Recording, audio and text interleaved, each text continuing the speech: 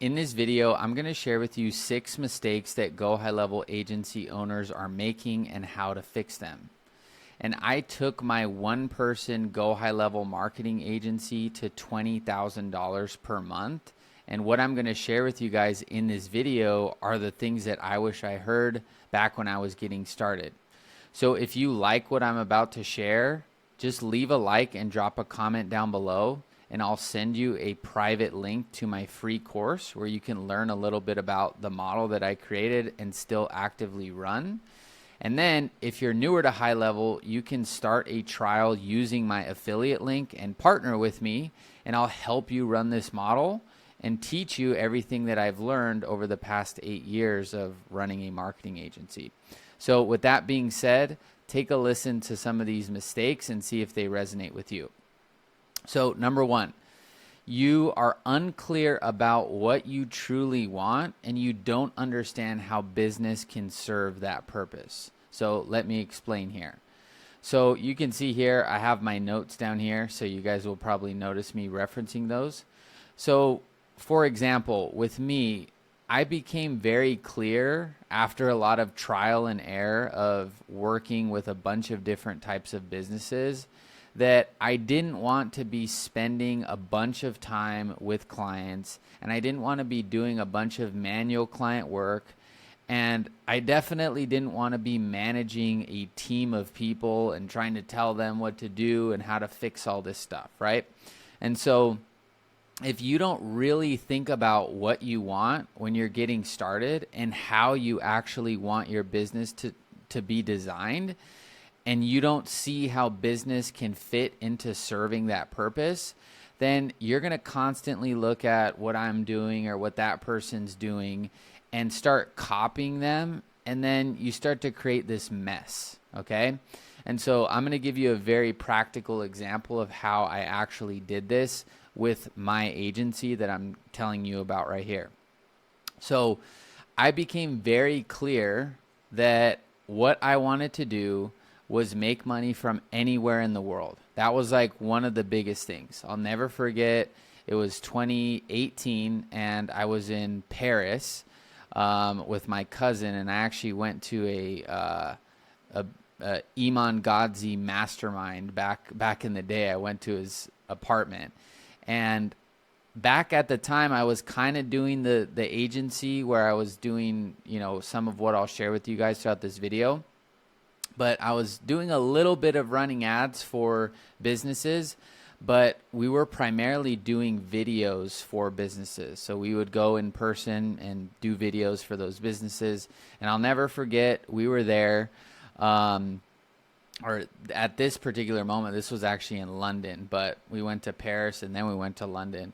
So we were in London, and I'll never forget, it was like 9 or 10 p.m. at night. And I still have a photo of this actually. We were at the, what is it called? The Palace of Versailles. And we were at this little restaurant that they have there. And I'm literally on the phone, okay? And the reason I was on the phone was because I was wanting to scale up the part of the business that could work anywhere in the world, right?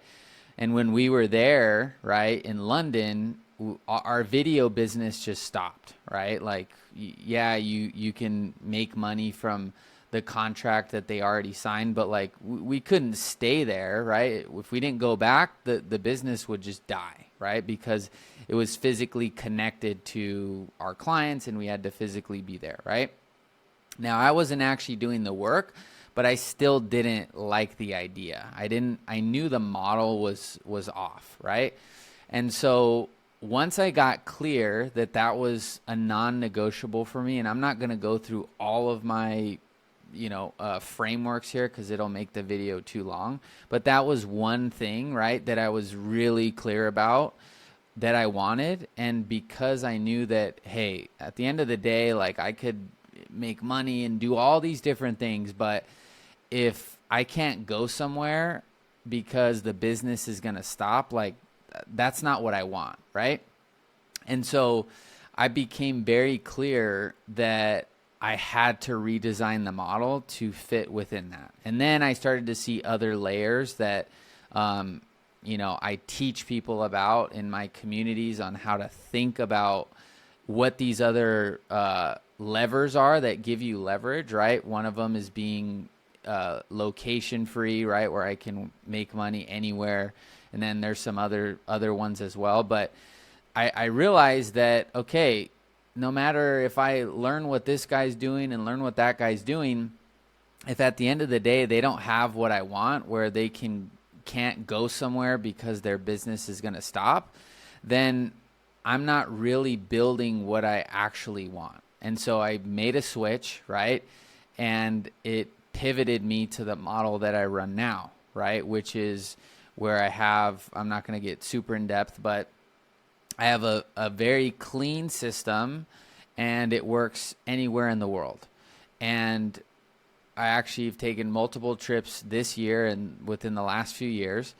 And when I go, I bring my laptop, and literally 99% of the times I don't even open up the laptop, but I have it just because if there's something I need to do, I can do it very easily. Now, the other thing as well, and then I'm going to move on to the next point, because I could talk about each one of these things with people. These are each their own videos.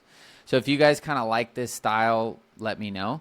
But the thing that I noticed as well was that I didn't want to be doing something where even if I did bring my laptop, I'm putting out some crazy fire, okay? I know people that, have these businesses, and they charge people $15,000, $25,000 for coaching. One time I bought a mastermind program that was like $32,000.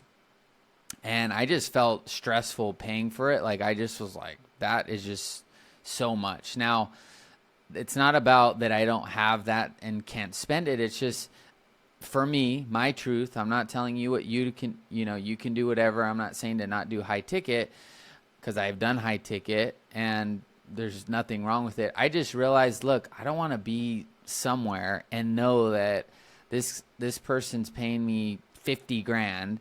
And if something happens, I kind of got to fix it, right? Even if you have employees, at the end of the day, I've tested all these things. If you're connected to your business, if there's problems that come up, even if someone's helping you out with them, it's still a part of your business. It's still a part of the energy that your business has to use, right? So I found what I call like the sweet spot, right? Where I can make, 12, 15, 20 grand a month. And really, if something comes up, it's a slight tweak. I mean, we're talking about changing an ad. We're talking about, editing and automation. We're not talking about some crazy thing, right? So you need to be clear about what you actually want. And that's just one area of what I wanted. And then you have to understand and design the business to serve that purpose. So if I knew that I didn't want to physically have to be somewhere to, make money, then I have to think about businesses that align with that model, right? That allow me to do that. So that's one thing here. And you can see this is kind of my little funny examples here that get people to like see it in a different way. Don't start a business that requires 10 salespeople, overseas VAs, and a bunch of client calls if you want to just simply make money while you're riding your bike or you're at the gym. So many people just forget what they want. And I think a lot of people agree with what I have to say, and they just never give themselves the permission to think about it. So at the core of what you want is to make money from anywhere in the world without spending a bunch of time doing it, then don't design your business to be reliant on all these people and all these calls and all this stuff. If you do it that way, your system is off. And that's one of my strengths, is I'm really good at doing it because I just don't like doing it. If you guys knew some of the things that my close circle knows about me, you would be like, wow, he really is just that way. Like, I think about how I want it, and I totally design it around that, because you can. Okay, so that's number one mistake, is people start going into this and they don't really know what they want, and they just start going all over, offering all these services, offering all this stuff, and then they just make a mess and they're like, well, now I'm working harder than I worked at my job. Okay. So that's kind of higher level principle thinking. Now, specifically within the agency model, this is all my opinion. This is all my specific, like experience. Okay. When you're starting out, not picking a niche or not picking the correct niche. Okay. So the way that I see this is that a lot of your success with your agency comes from having clarity and clear execution and a clear strategy. It's not rocket science to do this stuff, okay? I've done it over and over every year since I started my agency, even the video agency. I've made over 6 figures, okay? So it's not like no one's ever done this, and there's people that have done way more than I've done. So it's not like no one's done this and this is like a earth-shattering accomplishment to be able to figure out how to do an agency.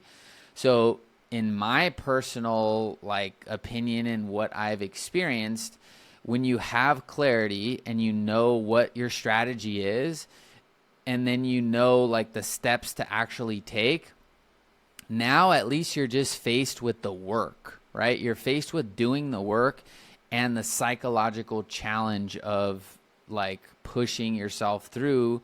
Maybe you don't believe that it's going to work. Maybe you don't believe in yourself. Maybe you don't believe that what you're offering is valuable, right? There's a lot of other stuff. The way I like to say it is it's hard enough, right? It's already hard enough. So to me, everything comes to life when you pick the niche, okay? And when you pick a niche and you pick a specific problem, which I'll get into in the other slides, now I have clarity. Now I know, what does my website need to communicate to someone to demonstrate that I know how to solve the problem? Well, if I don't know who I'm helping or what core problem I'm really solving for who, it's hard to really bring your messaging to life. It's hard for people to remember what you do because it's not really specific and it's not punchy, right? And then if you don't know what to do, then you don't know where to find people that would buy what you're offering, right? So to me, this is like the tip of the iceberg to making everything. I see it like a domino, right? If you don't pick the niche, and like I said, there's other ways to do this, okay? It's not like that. It's more nuanced than this, okay? But really for the majority of my journey, the moment that I really understood this and stuck with it, I just had absolute clarity. I knew who I was marketing to. I knew what problem I needed to solve. I started to understand their dialogue really well. I started to see how they would refer to the problem. I started to see some of the gaps in their thinking. And then I started to see how I could actually deliver the solution. And so that gave me clarity. And so picking a niche isn't just so much about, oh, I need to look at a spreadsheet and pick a niche. It's like, no, this is step one, right? This is like what's going to give you the clarity to know, okay, once I have my niche, picking a niche can happen in 5 seconds. You could pick a niche right now, okay? And that picking the niche is not solely where you get the results from the agency, right? There's a whole sequence of things that have to actually happen for you to get the result that you want. And so to me, it's giving yourself clarity about what you now need to do once you have that person identified, right? And my specific niche that I picked, well, it kind of picked me, it's a whole story, but was real estate investors, okay? And then once I got clear on that, I knew exactly what these people wanted. I still know what they want. I still know the problems that they have. So I can take any sort of concept, any digital marketing thing, any new thing that comes out, and I know how to specifically apply it to them, okay? Here's an example. I recently figured out about this software I did a video on, and it makes apps and websites, really cool stuff, not really relevant to the video. But I basically was able to make a super niche specific solution for a real estate investor that no one else would understand or think is valuable.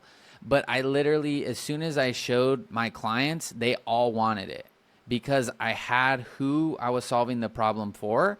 And now I could actually ground meaning like get use from and extract value from, or more practically make money from this new tool. Many people see AI stuff comes out and they just like have no idea how to actually use that energy to make money and channel it into money and capital for their business. And so I have such a strong advantage because I can take a new technology that, is really, really powerful and then give it to just a small section of the internet, which, of real estate investors, and they're all going to go crazy for it because it's specific to them. Okay. So that's not picking a niche. And then in terms of picking the correct niche, if you follow the model that I teach and, what I do, it's about a high ticket niche. Okay. So to keep this shorter here, one of my clients closing on a deal from a lead that I generate, that's what I do. I generate leads for them. They're going to make $10,000, $20,000. Okay. If I took that same energy, same system that I have and tried to apply it for a restaurant, then maybe they may break even or lose money on those ads. Right. So picking a niche gives you clarity, but then picking the correct niche where the economics align with what you're providing and it makes a lot of sense for them if they get one deal or they get one customer, then that's going to alleviate a lot of the pressure from you getting them results because hey, they got one deal that just paid for my entire service for the whole year. Okay. So like I said, each of these could be their own whole video, but I'm doing my best to kind of make them all fit together so you see the picture. And then my note here, don't reinvent demand and try to be Einstein. Solve a basic fundamental problem where there's already demand. So for example, there are pay-per-lead websites where real estate investors literally spend $300 for one lead that I can generate on Facebook for $25. And so why would I go and try and, invent some new product when literally I see thousands of them spending $300 per lead, people that spend $15,000, $20,000, $40,000 per month on leads, when I literally know how to get the same exact lead for 10 times less the price when I can just sell it right to them. Okay. So as you get more skills and you develop, your marketing and all this stuff, then you can start kind of pushing the limit and inventing stuff and whatever. But like really, when you're getting going, the first client I had in the investor niche basically was already working with an agency. And guess what? I modeled what they were doing. I modeled their system and their setup and I made it my own. And that client went with me because there was a connection there. And so that was what I did. It was like he already had a need and then I just filled it in, right? So that's what I teach people that, partner with me. It's like, yeah, go ahead and try and figure this out for another niche and it'll work. But I've already spent, 8 years on this journey and 5.5 specifically with investors. So you can go and figure out the missing pieces, or you can partner with me and I'll give you the entire formula, not like a vague formula, like the exact formula that these people want, right? So that's the power of a niche. Okay. Now, here's another one, not solving a specific problem that is actually painful and aligns with fulfillment requirements. So fulfillment meaning, once you pick your niche, once you start actually doing this stuff, you got to get them the thing you promised, right? And so if you start trying to solve a problem that really isn't that valuable and it's not painful, you're not going to be able to get money for it. Really, that's what it comes down to. Real estate investing and what I do is like the least sexiest thing ever. Like I'm telling you, it is like if you go and see these properties, I've been to the properties we've found with these ads in my system, and literally, guys, I mean, these are trash. There's junk. You name it, and they show up at these properties. Go look it up for yourself. Look inside these fix and flip properties. You'll see them. Okay. So it's not sexy. It's not, movie stars and all this stuff like, wow, this is like so cool. This is so amazing. It's actually this boring kind of like not so sexy business that not that many people want to do. But when you do it and you know how to solve a problem within it, you can get paid a lot. So you start doing that. You can see here my notes. This is one of my favorite quotes from, I think it's from the 4-Hour Work Week. And it says, doing something unimportant well doesn't make it important. So think about that when you're trying to sell some AI thing that you saw that you think is cool, that means nothing to someone else, because that's what's going to cause resistance, okay? Now, when it comes to fulfillment requirements, okay, so if my problem, just this, you have to kind of roll with me here. If the problem I'm solving can only be solved, right, by me physically going and holding a camera and doing the video myself, then yes, I'm solving a specific problem, and yes, it may be painful, but now it's not aligned with number one, which is, what do I really want?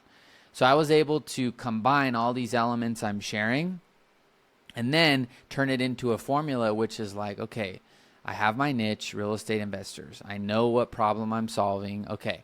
And now I know it's painful. I know they're buying it. Okay. Now the only thing, how can I actually deliver the result that they want, but not do it to where I'm out there in the field? I'm out there cold calling, because I can do all those things, but that doesn't line up with what I want. So that's where ads come into play.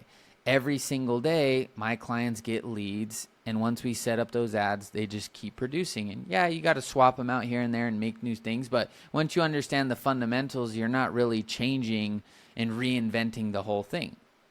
You're just remarketing and repackaging it. So I was able to line up what I really wanted with all these other elements, and then the fulfillment became much easier, because I was like, well, guess what? We set up these ads. These ads are just going to keep working. They're going to keep getting leads. And then every day they're just paying to be in front of those people, right? Now, there are other ways to even do that as well, but it's important, not the specific method, but the principle that if you're doing something that is getting them a result, but the way you have to do it is not aligned long term, initially go for it. Get what you can and learn. But over time, you have to understand, like, if you're selling like crazy, but the method requires 10 salespeople, and you're like, the last thing I want to do is manage people, that may just not be the design that you want to think about when you're building it, right? So that's not solving a specific problem that aligns with how you want to deliver the results for your lifestyle or whatever you're trying to create. Now, a bloated offer. Okay, I've seen this one a lot when I talk to people on the Zoom calls that I do, and I used to do this a ton. This is actually all I ever knew, and thankfully, people trusted me, and we had good products every video or whatever I offered. But honestly, this kind of just captures this point that I'm mentioning. Okay, so stop selling you, stop selling the vision, and stop selling like you're going to work with me, you're going to get all this stuff. Like, you have to understand when you're on the inside of the other person's mind, only a small percentage of the information that you're even saying is going to get transferred. And so when you're talking about all these other things and you're diluting what they're paying for, they don't understand what they're buying, okay? So, for example, you could do a typical agency offer, right, which is like, okay, you pay me $1,000 per month. I'm going to run ads. I'm going to do this. I'm going to do that. You get reporting from me. You can message me. You get all this other stuff, right?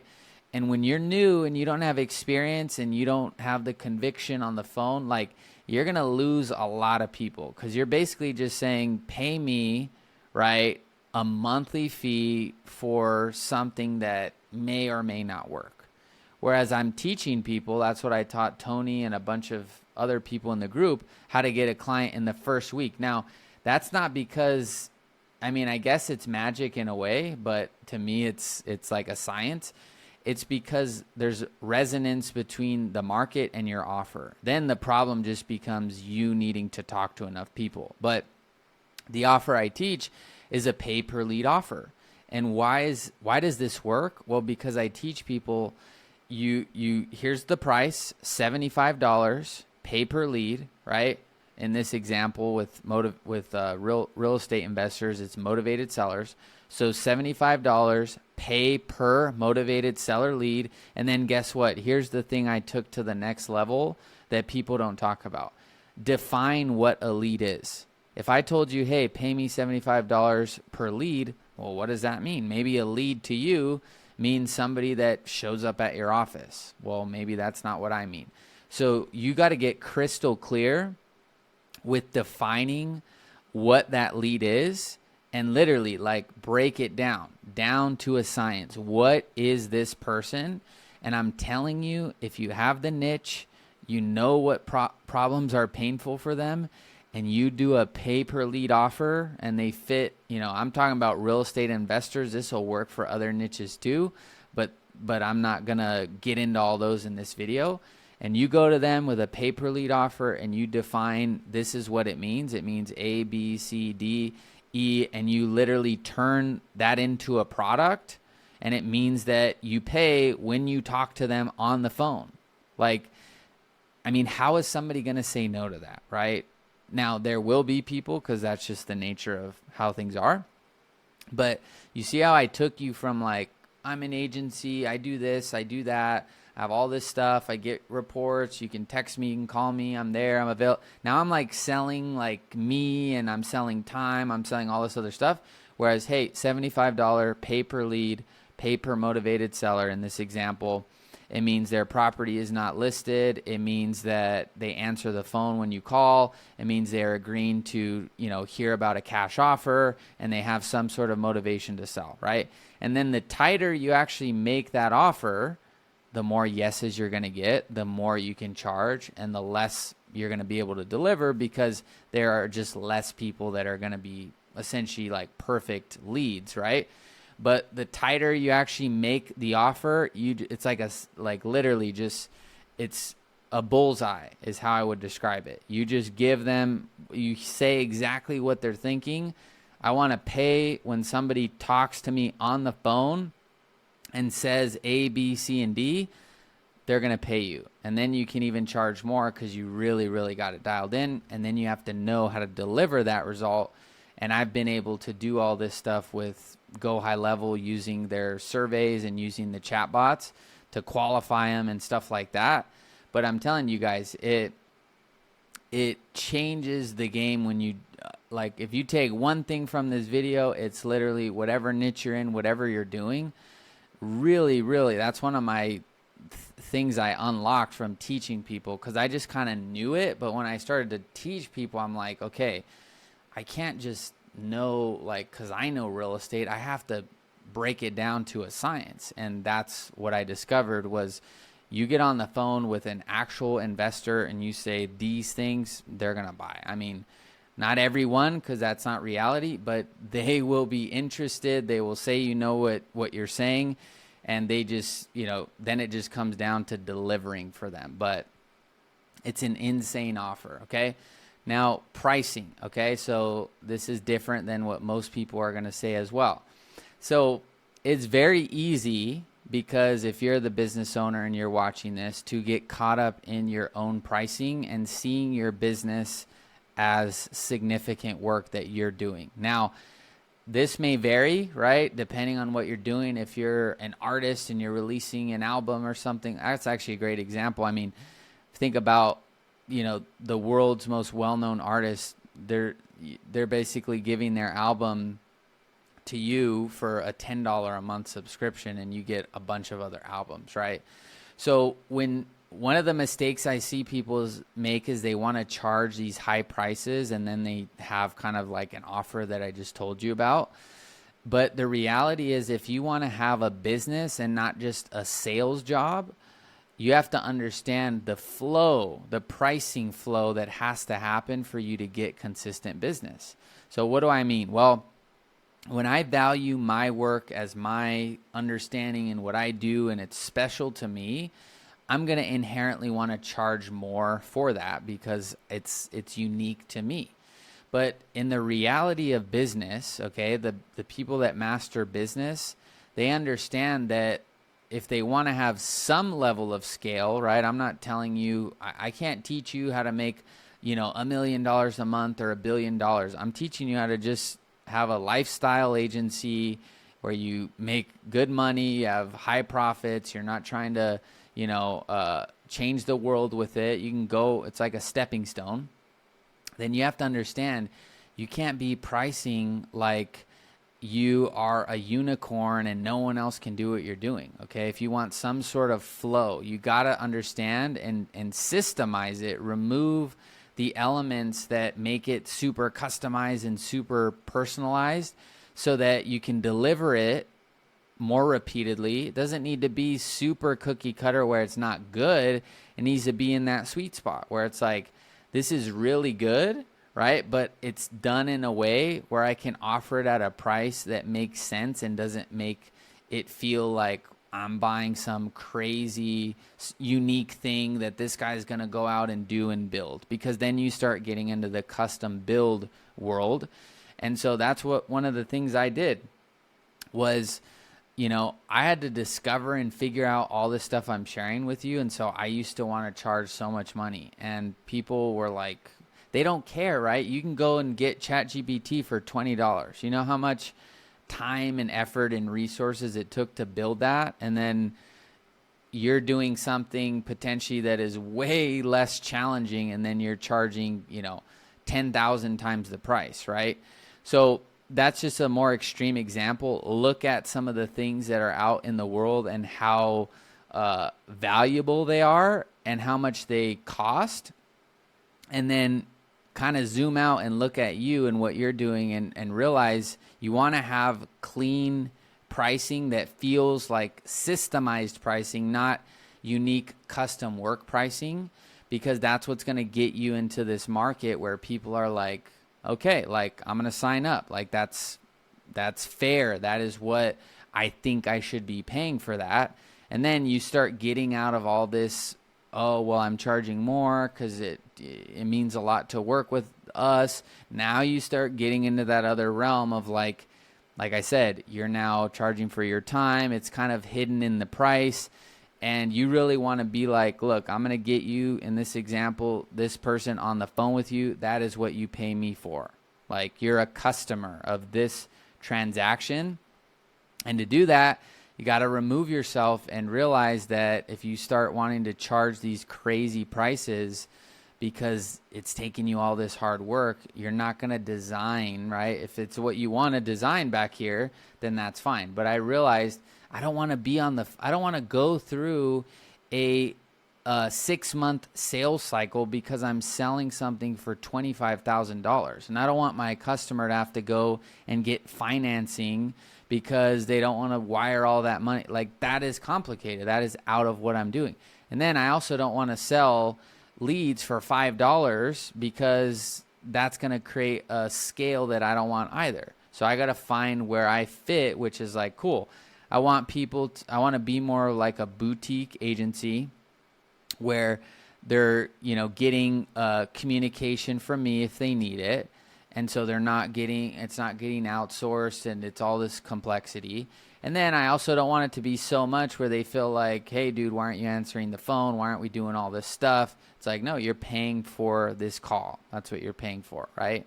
And if we're not delivering that, then I'll make an adjustment or whatever. So price independent of your own unique skill, unless you're building within the context of this, that's how you do it. If you're building some like invention, then okay, that's different. But even then, there are pills, there's science, there are things that are,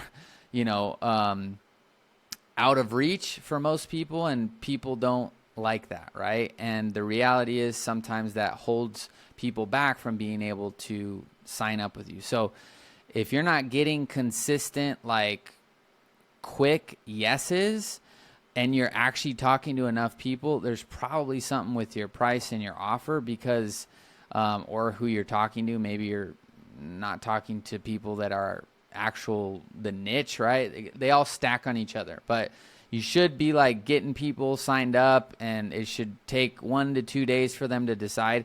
If it starts taking people 3 weeks, 2 months, let me talk to my wife, like you're getting into this territory that's like, dude, we're at the store, you go buy groceries, it's $250, whatever it is, you get in and you get out, right? And so I'm not saying to charge $250 for your agency. I'm just saying the pricing should just make sense, okay? That's how to look at it.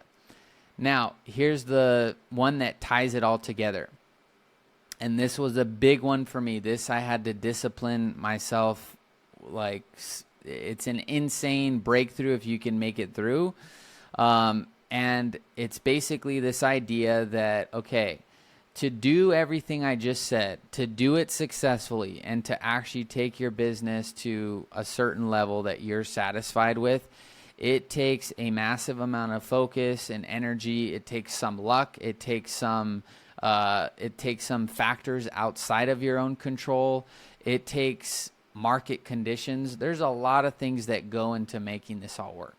And so when you start jumping from idea to idea and you start doing all these different things, you're not understanding, and you probably just don't have the visibility of all the elements that have to piece together to make it all work, right? So for example, we have to have a niche, right? In this example, we have to have somebody that we're marketing to. We have to have a specific offer that they're interested in and that solves a problem that they're willing to pay for. Then we have to actually get them to pay. We have to convert them. We can't just have the first two. We got to get them to pay. Once they pay, we have to deliver it, right? And delivering it can be very challenging on its own. And then once we deliver it, we have to be able to maintain all of those systems. There's even more systems, right? You have to be profitable. You have to maintain other aspects of your life. So there's all these other things that go into making this work, right? If you get testimonials, do you even have a system for testimonials? This is like, these are like basic things, right?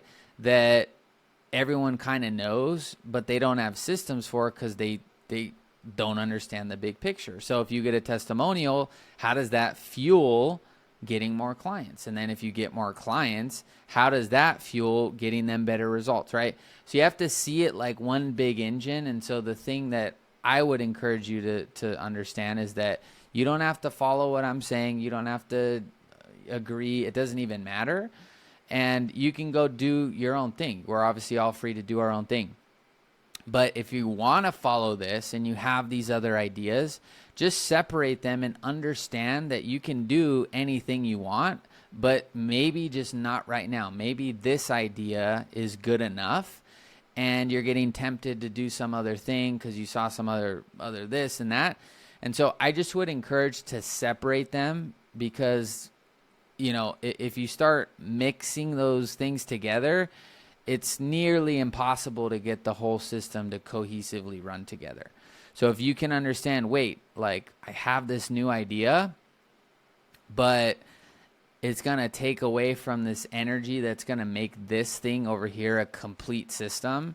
So I can do that. Maybe I can do that at a separate time. Maybe I can do that. I know this stuff's easier said than done, but this is just what I had to do. I had to realize, look, there were all these things I could have done. This was not a sexy niche, but it worked, right? It worked. I kept getting results.